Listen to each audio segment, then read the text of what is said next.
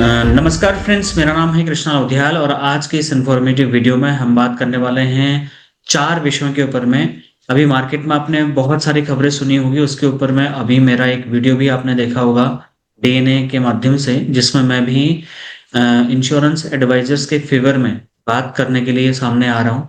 और चूंकि पहले से ही मेरा सपोर्ट एडवाइजर्स के लिए रहा है और मैं 365 दिन सुबह 5 बजे से 6 बजे तक आपके लिए लगा हुआ हूँ मॉर्निंग, जिसमें कि हम चाहते हैं कि आपका काम बढ़े। अब मार्केट में जो र्यूमर्स फैल रहे हैं, जो न्यूज़ निकल के आ रही है, उसके ऊपर चर्चा करने के लिए आज हमारे बीच में नयन कुमार कमल जी अवेलेबल हैं, जो कि ऑल इंडिया लियाफी प्रेसिडेंट हैं। और 4 मुद्दों के ऊपर हम चर्चा करेंगे, जिसमें सबसे पहले हम बात करेंगे नयन जी से एफडीआई के ऊपर में, उसमें इनका क्या कहना है। दूसरा, हम ओपन आर्किटेक्चर के बारे में बात करेंगे कि इंश्योरेंस एडवाइजर्स के लिए वो क्या है, क्या बेनिफिट है, क्या नुकसान है, आप अपनी राय उसमें रखेंगे। तीसरा, हम एफडीआई के ऊपर भी चर्चा करेंगे। और चौथा, LIAFI as a organisation, as अ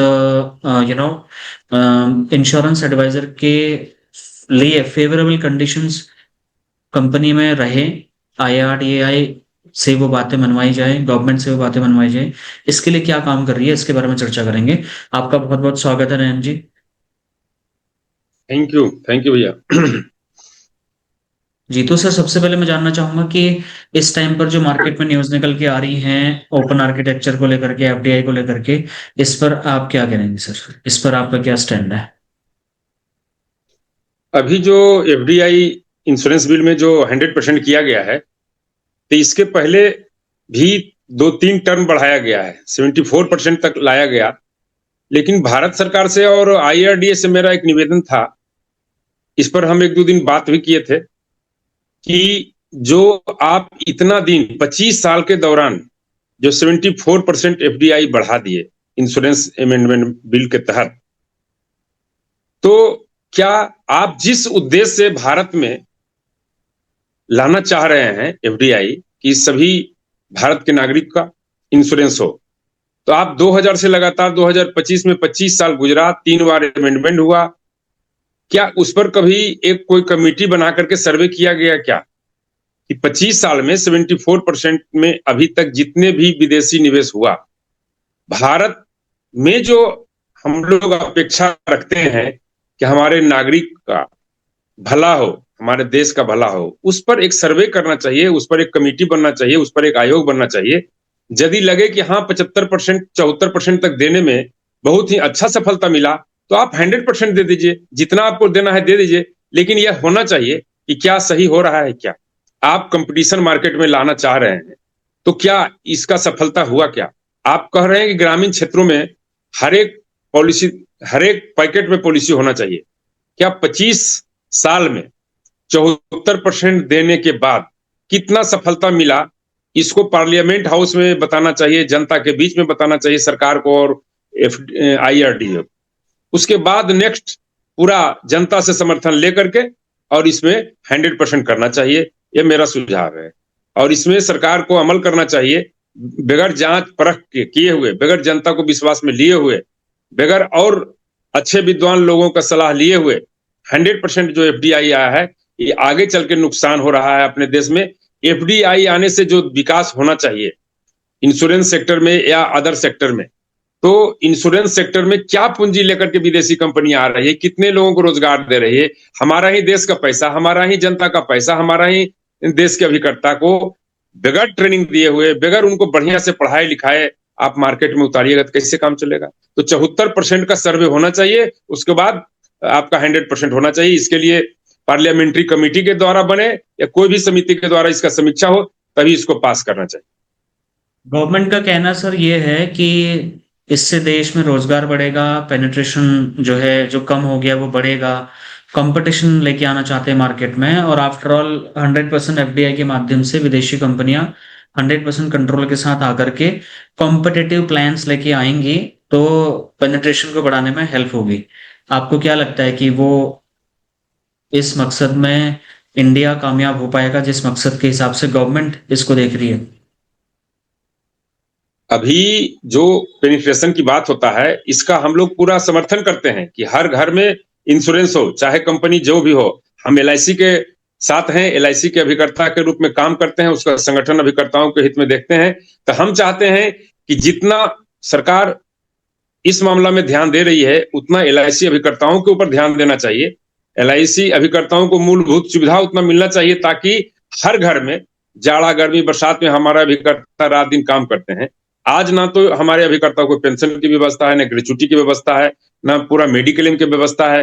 तो LIC के अभिकर्ता जो 14 लाख अभिकर्ता है, अभी पूरे प्राइवेट कंपनी 25 साल में 14 लाख अभिकर्ता खड़ा नहीं किया है जितना अभिकर्ता LIC के साथ है। उन अभिकर्ताओं को जितना हम एक आर्थिक सैनिक के रूप में काम करते हैं भारत सरकार का LIC के माध्यम से, उन लोगों को जितना सुविधा मिलना चाहिए वो नहीं मिल रहा है। हमारा अभिकर्ता को जितना मिलना चाहिए हक मजदूरी नहीं मिल रहा है। हमने डिमांड किया है अपने भारत सरकार के साथ कि आप हमारे अभिकर्ताओं को कर्मचारी का दर्जा दीजिए। मूलभूत सुविधा जो होता है एक मिनिमम कि हम 60 साल के बाद रिटायर करें तो हमारा भी कोई होना चाहिए व्यवस्था कि हम इलाज करा सकते हैं, हमको पेंशन मिले, हमारा बाल बच्चा सुखी हो। आज एक अभिकर्ता का डेथ होता है तो एक भी LIC के ऑफिस से या भारत सरकार से एक भी चिट्ठी भी नहीं जाता है एक शोक संतप्त परिवार के लिए। आज एक आर्थिक सैनिक के रूप में हमें पीड़ा को बता रहे हैं सरकार के पास भी और लोगों के पास भी। लेकिन एक कारगिल बॉर्डर पर या कहीं भी एक सैनिक का डेथ होता है तो उसको सलामी के साथ तिरंगा में लपेट के उनके परिवार के पास ले जाया जाता है। हम डिमांड करते हैं भारत सरकार के साथ कि हम आर्थिक सैनिक आपका है, हमारा जो भी कलेक्शन होता है भारत के विकास में पैसा लगता है। भारत के विकास के लिए LIC का गठन हुआ था 1956 में, और हमारे अभिकर्ताओं को जो मूलभूत सुविधा है, जो हमारा डिमांड है ग्रेच्युटी के रूप में, PF के रूप में, पेंशन के रूप में, सारे अभिकर्ताओं को इसका सुविधा मुहैया कराया जाए। और FDI 100% लाइए, हम साथ हैं, लेकिन इसको सर्वे कर लिया जाए एक बार बढ़िया से कि क्या 75% लाए, 74% लाए तो कितना देश में हित हुआ, उसके बाद लाइए, कोई दिक्कत नहीं। हम साथ आपने कहा सर एडवाइजर्स के लिए फैसिलिटीज नहीं है। LIC का जो मेडिक्लेम का पैसा कटता है, LIC ग्रुप मेडिक्लेम फैसिलिटी देती है। उसमें मैं आपके वो जानना चाहूंगा कि आपको क्या फ्लॉज नजर आते हैं, क्या लूपहोल्स नजर आते हैं इन चीजों में जहां पर इम्प्रूवमेंट की गुंजाइश है।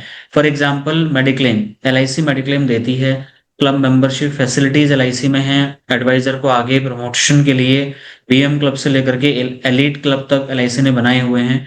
कमीशन में भी 18% GST जब हटाया गया, बहुत सारी प्राइवेट इंश्योरेंस कंपनीज ने वो बर्डन अपने एडवाइजर्स के ऊपर डाल दिया। LIC ने बोला कि हम ये बर्डन अपने एडवाइजर्स के ऊपर नहीं डालेंगे। यहाँ पर ये बात भी हुई। तो आप इसको किस तरीके से देखते हैं कि फिर भी ऐसी क्या गैप, मूलभूत सुविधाएं कितना होना चाहिए, किस ग्रेच्युटी की आप बात कर रहे हैं, कितना ग्रेच्युटी आप को लगता है कि एक एडवाइजर को चाहिए अगर वो 12 पॉलिसी साल की कर रहा है। मिनिमम काम करने वाले की अगर हम बात करें, या आपको क्या लगता है कि कैटेगराइज ऐसे करना चाहिए कि जो ज्यादा काम करेगा उसको बहुत पूरी सुविधाएं, और वो चीज उसका क्या लॉजिक है आपका कि जो आप कर्मचारी की भूमिका में एडवाइजर को देखना चाहते हैं, क्योंकि एडवाइजर पार्ट टाइमर है या फिर वो फ्रीलांसर की तरीके से काम कर रहा है, उसकी कोई फिक्स सैलरी नहीं है, तो उसके ऊपर फिक्स कोई लाइबिलिटी भी नहीं है कि आपको ये बिजनेस देना ही देना है। तो इसमें फिर वो एम्प्लॉय वाली पृष्ठभूमि कैसे, इसके ऊपर क्या बोलेंगे आप? इसमें हमारा यही कहना है, जो आप कमीशन के मुद्दा पर बोले उसके लिए हम धन्यवाद देते हैं अपने LIC ऑफ इंडिया के और भारत सरकार को कि GST का लोड, जो इनपुट लोड था, हमारे कमीशन पर नहीं दिया गया। लेकिन अभी कोई भी अभिकर्ता जब एजेंसी लेता है, अपना प्रोफेशन को अपनाना चाहता है, पढ़े लिखे लोग आ रहे हैं, पहले के लोग पार्ट टाइमर काम करते थे, अभी हम लोग जीवन पूरा जवानी LIC ऑफ इंडिया में दे दिए।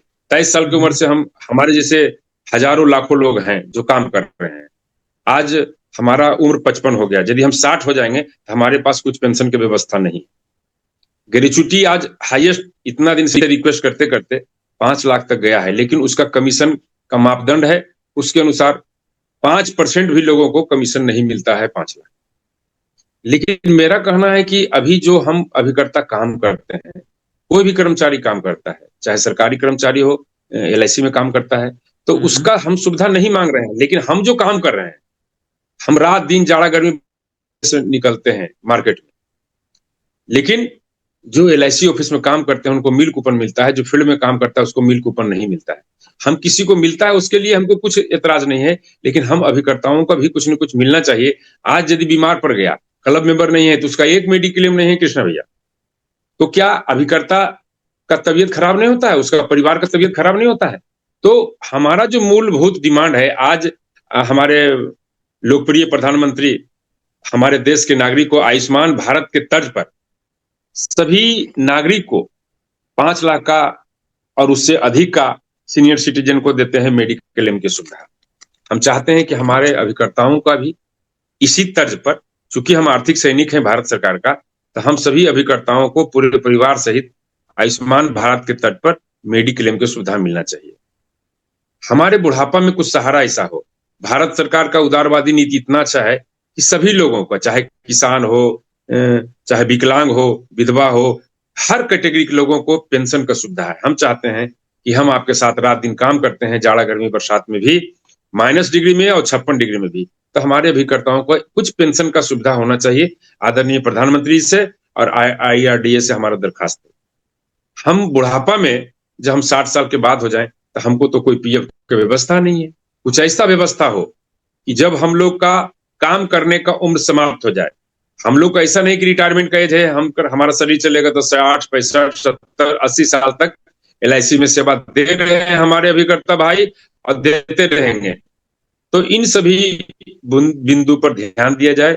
और सबसे खास है कि जब अभिकर्ता का बहाली होता है, ज्वाइनिंग होता है, तो उसमें जो एक प्रोफेशनल ट्रेनिंग होना चाहिए, वो ट्रेनिंग का अभाव है। उसको हमको कॉम्पिटेंसी डेवलपमेंट प्रोग्राम चलाना चाहिए, ताकि नॉलेज डेवलपमेंट हो, नीड बेस्ड पॉलिसी बेचने का तरीका मालूम हो, फील्ड में कैसे चला जाए, उसका प्रॉपर वे में बढ़िया से ट्रेनिंग होना चाहिए। आज LIC में ट्रेनिंग होता है नीचे से ऊपर स्तर तक, लेकिन जिस स्तर का होना चाहिए, आप हमको कंपटीशन में उतार रहे हैं। एक साधारण होमगार्ड को कहिएगा कि जाकर के बॉर्डर पर गोली चलाओ, तो नहीं होगा।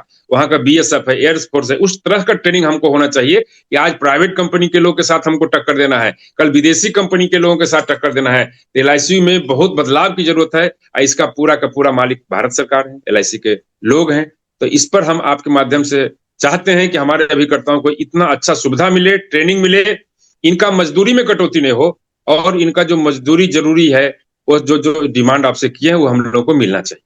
ठीक है सर, ये बात आपने जो बोली इस बात पे मैं समर्थन करता हूँ, बट मैं यहाँ पर न तो किसी LIC का पक्ष रखूंगा और न ही किसी IRDAI का पक्ष, न किसी गवर्नमेंट का पक्ष। As a independent adviser, as a coach, as a trainer, मेरा काम यह है कि मैं एडवाइजर के हित की बात करूं, क्योंकि इसमें आपको क्या लगता है LIC को ये जो पॉइंट्स हम उठा रहे हैं आज के डेट में, मैनेजमेंट को पहले नहीं बताए गए होंगे, या मैनेजमेंट की कोर कमेटी में इस बारे में चर्चा नहीं होती होगी कि यार हमें अगर विदेशी कंपनी के साथ compete करना है तो हमें ट्रेनिंग पे भी फोकस करना है। मैं इस बात का समर्थन करता हूँ कि इंडिया में न सिर्फ अर्बन सिटीज में या रूरल सिटीज में LIC की कहीं भी किसी भी ब्रांच की अगर मैं ट्रेनिंग की क्वालिटी की बात करूं तो सफिशिएंट नहीं लगती है, मतलब नहीं लगती है। उससे वो एडवाइजर FDI आने के बाद में फॉरेन कंपनीज को बीट नहीं कर पाएगा। अगर उसको बीट करना है तो डेफिनेटली ट्रेनिंग की क्वालिटी LIC को सुधारनी पड़ेगी, इनोवेटिव आइडियाज देने पड़ेंगे। तो इन चीजों में मैं आपका समर्थन करता हूं, but at the same time जो भी एडवाइजर इस वीडियो को देख रहा है वो अपने कमेंट करके जरूर बताएं कि इस बारे में LIC को और क्या क्या इंप्रूवमेंट्स लेके आने चाहिए। क्योंकि अगर FDI गवर्नमेंट ने कर दिया 100%, फिर LIC जैसे जो इंडियन बैकबोन वाली कंपनीज हैं, जो 56-57 लाख करोड़ रुपए का EOM मैनेज करने वाली कंपनियां हैं, आई एम श्योर कि विदेशी कंपनियां जब भी इंडिया में आएंगी, नो डाउट कंपटीशन बढ़ेगा, रेम्युनरेशन बढ़ेंगे, अलग अलग अपॉर्चुनिटीज लोगों को मिलेंगी, but at the same time challenges बहुत ज्यादा कंपनी को फेस करने पड़ेंगे। यहां तक कि अपना मार्केट शेयर भी लूज करना पड़ सकता है अगर LIC ने या किसी भी इंश्योरेंस कंपनी ने अगर ट्रेनिंग के ऊपर में अच्छे से फोकस नहीं किया तो ठीक है। उसके बाद में सर, जो आप ओपन आर्किटेक्चर की बात कर रहे हैं, उस पे आप किस बात पर IRDAI को ज्ञापन देना चाहते हैं, क्या डिमांड आप उसमें रखना चाहते हैं? देखिए, IRDA से मेरा यही रिक्वेस्ट है कि आज के समय में LIC को यदि बांधते हैं, LIC अभिकर्ता को एक छतरी के नीचे रखना चाहते हैं, अभिकर्ता का आज का जो व्यवसाय इतना आप अभी बता रहे थे, 56-57 100 करोड़ का जो हुआ है व्यवस्था, तो किसके बदौलत हुआ? हम अभिकर्ताओं के बदौलत हुआ, रात दिन काम करते हैं, इसके बदौलत हुआ। तो उसको मूलभूत सुविधा नहीं दीजिएगा। आप अपने घर में जो व्यवस्था बना के रखते हैं, एक कुत्ता या जानवर को भी पालते हैं, गाय को पालते हैं दूध के लिए, तो उसका खुराक ही पूरा मिलना चाहिए। तो हम तो IRDA और LIC के और भारत सरकार के प्रबंधन के कहेंगे कि आप हमको जितना अच्छा तरह से सैनिक बनाना चाहते हैं, बनाइए। हम लोग सभी अभिकर्ता काम करने के लिए तैयार हैं। आपका प्राइवेट कंपनी, विदेशी कंपनी, सबसे हम टक्कर लेने के लिए तैयार हैं। हम चाहेंगे और आप चाहेंगे कि सभी कंपनी का प्रोडक्ट सेल हो, जिस तरह से जी अभी म्यूचुअल फंड में चल रहा है। तो फिर LIC का अभिकर्ता का जो प्रोफेशनलिज्म है वो खत्म हो जाएगा। बीमा बेच सकते हैं, लेकिन LIC का बीमा तो नहीं बिकेगा। तो अभी हम LIC में हैं, LIC की बात करते हैं, LIC का उत्थान अधिक हो, हमारे अभिकर्ता का उत्थान हो। यह नौबत नहीं आए कि LIC का अभिकर्ता LIC को छोड़ करके दूसरे प्राइवेट कंपनी में या विदेशी कंपनी में जाए। इसके लिए हम चाहते हैं कि पूरा सुविधा दिया जाए और आगे का रणनीति ऐसा हो कि हमारे अभिकर्ता, हमारा माँ बाप सब LIC ऑफ इंडिया है, भारत सरकार है, IRD। सर, एक जो मेन प्रॉब्लम मुझे इसमें नजर आ रही है वो ये, जिसके ऊपर मैं पिछले साल भी आपसे भी मेरी चर्चा हुई थी और मैंने कई सारे लोगों के इंटरव्यूज पर्सनली जाके लिए थे। मेरी ये दिली इच्छा थी कि अगर हमें IRDAI से बात करनी है या फिर LIC से बात करनी है, यहाँ तक कि अगर गवर्नमेंट एंटिटी से हमें बात करनी है, तो हमें एक जॉइंट कमेटी के माध्यम से जाना चाहिए, एक कोलैबोरेटिव अप्रोच के माध्यम से जाना चाहिए। बट मैंने ये पाया कि लियाफी में ही अलग अलग संगठन अलग अलग तरीके से अलग अलग अप्रोचेस के माध्यम से अलग अलग एजेंडे को लेकर के आगे जा रहे हैं, मीटिंग कर रहे हैं, मीटिंग भी हो रही है, बात विमर्श भी हो रहा है, सारी चीजें हो रही हैं। बट मार्क ग्राउंड रियलिटी बिल्कुल वही है जो पहले थी। हालांकि कुछ इम्प्रूवमेंट आपके संगठन के माध्यम से जरूर देखने को मिला, no doubt. But at the same time, but अब जो टाइम है, क्योंकि अब 100% FDI वाला टाइम है, अब हमारे को इंडियन कंपनीज के साथ नहीं, हमको विदेशी कंपनीज के साथ भी compete करना है। तो अब जो सिचुएशन है वो बहुत ही ज्यादा एक्सट्रीमली इंपॉर्टेंट है कि मैनेजमेंट के साथ में बहुत ही कट टू क्लियर और बहुत ही डीप मीटिंग हो, जिसमें एजेंडे बिल्कुल क्लियरली मेंशन्ड हो और उस पे as soon as possible decision बने कि अगर हमें LIC को आगे लेके जाना है, अगर LIC के एडवाइजर्स को एट्रिशन कम करना है, क्योंकि जो एट्रिशन रेट है वो कंपनी रिटेन नहीं कर पा रही एडवाइजर्स को, वो डाइवर्ट हो रहा है कहीं ना कहीं, है ना। अगर उसको हमने रोकना है तो उसके लिए हमें कोलैबोरेटिव अप्रोच की जरूरत है। तो इसके लिए एज अ लियाफी प्रेसिडेंट जब ऑल ओवर ऑल इंडिया लियाफी का प्रतिनिधित्व कर रहे हैं, आपकी उसमें भूमिका बड़ी इंपॉर्टेंट है। और मैं ये पर्सनली ये इस चीज को एक्सपीरियंस कर चुका हूँ कि वो प्रयास मेरा अधूरा रह गया। क्या ये प्रयास दोबारा हो सकता है? इस पे आप एकदम हो क्या सकता है। क्या कोलैबोरेट करने के लिए तैयार हैं? जितने भी लियाफी के लीडर हैं, श्यामल जी हों, रणवीर जी हों, या फिर जो और हमारे ऑल ओवर इंडिया के जितने भी ग्रुप बने हुए हैं, क्या हम एक लियाफी बना करके अगर एक मीटिंग में सारे के सारे लीडर जा करके बात करें, तो मुझे लगता है वो ज्यादा प्रभावी मीटिंग हो सकती है, बजाय इसके कि हम टुकड़ों में जाएं और कौन क्या बात करके आ रहा, एक व्हाट्सएप स्टेटस भेज दिया जाए LIC एजेंट्स को और फिर बात वहीं।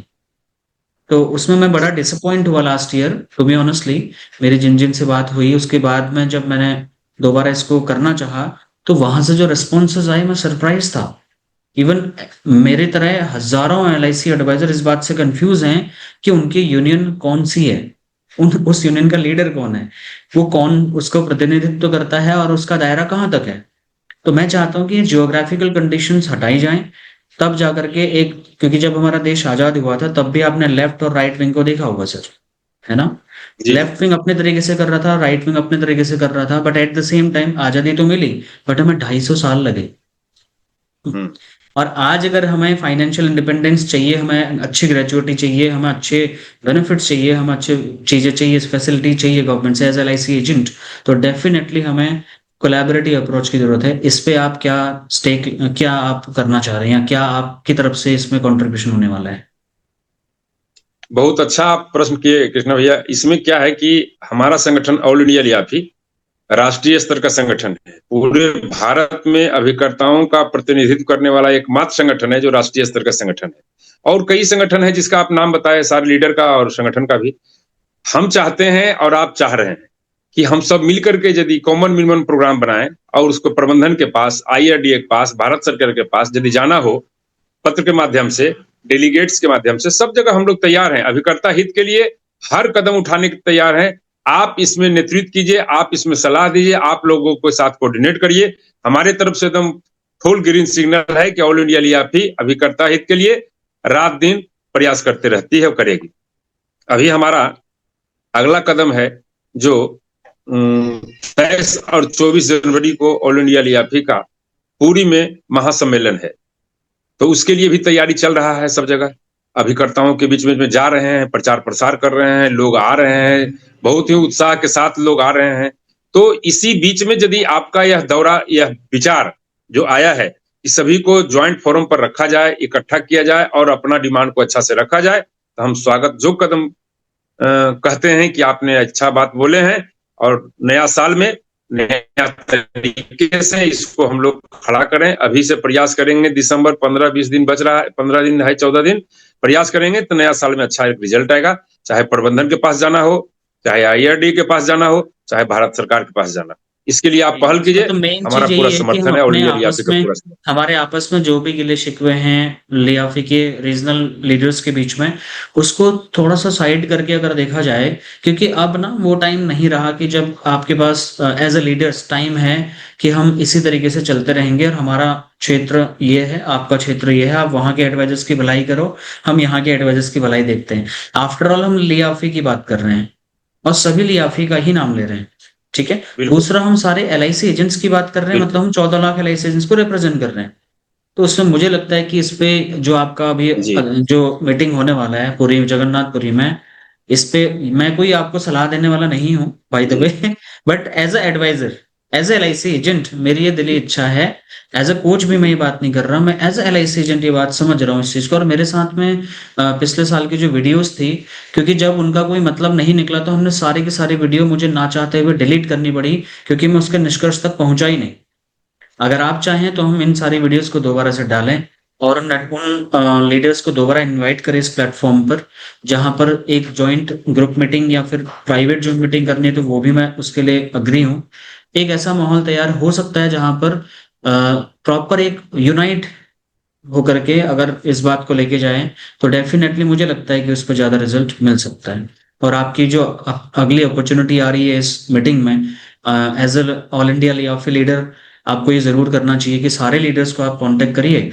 सब अपना जो भी कोई डाउट है, कोई पिछला किसी के साथ कोई वाद विवाद हो गया था किसी मुद्दे को लेकर के, वो सब पीछे छोड़ते हुए सिर्फ और सिर्फ एडवाइजर बेनिफिट को देखते हुए आगे काम किया जाए, और उसमें मुझे लगता है ज्यादा बेनिफिट हो सकता है सर। Right sir? बिल्कुल सही कहे सर कि हम लोग इस ओर कदम बढ़ाने के लिए तैयार हैं और आप इस पर पहल करें बारी बारी से लोगों का। पिछले वर्ष भी जब आंदोलन चला था तो सब लोग अपना लिख करके दिए, मैनेजमेंट से बात किए, उसके बाद चुप्पी मार दिए। लेकिन ऑल इंडिया लियाफी लगातार अपना जो समर्थन था, जितना ताकत था, लगातार अंतिम चरण तक हम लोग आंदोलन के रूप में रहे और प्रबंधन से जो भी कुछ सफलता मिला, जिस रूप में मिला, उसको हम लोग स्वागत किए। तो हम चाहते हैं कि ऐसा कुछ नहीं हो, फिर से पहल किया जाए। आपके माध्यम से आप बात कीजिए, ऑल इंडिया लियाफी तैयार है, जरूरत पड़ेगा तो सारे लोग को व्यवस्था करने के लिए हम तैयार हैं कि एक छत के नीचे आ जाएं, बात करें। और सबसे पहले सभी अभिकर्ताओं की तरफ से, ऑल इंडिया लियाफी की तरफ और पूरी के मीटिंग में जो अभिकर्ता को ट्रेनिंग दे रहे हैं, निःशुल्क ट्रेनिंग दे रहे हैं, आगे बढ़ने के लिए सोच रहे हैं, मैं उनको सम्मानित करने का एक प्रस्ताव लाया है अपने संगठन में कि जितने भी लोग आपके जैसे लोग काम करते हैं, जिनको जिनको आप जानते हैं, नाम दीजिएगा, उनको हम सम्मान भी करेंगे और संगठन में उनका लाभ भी अभिकर्ताओं को मिल रहा है और आगे भी मिलता रहेगा, ताकि मनोबल बढ़े। इसी के चलते हम लोग आगे चाहते हैं कि रणनीति तय हो।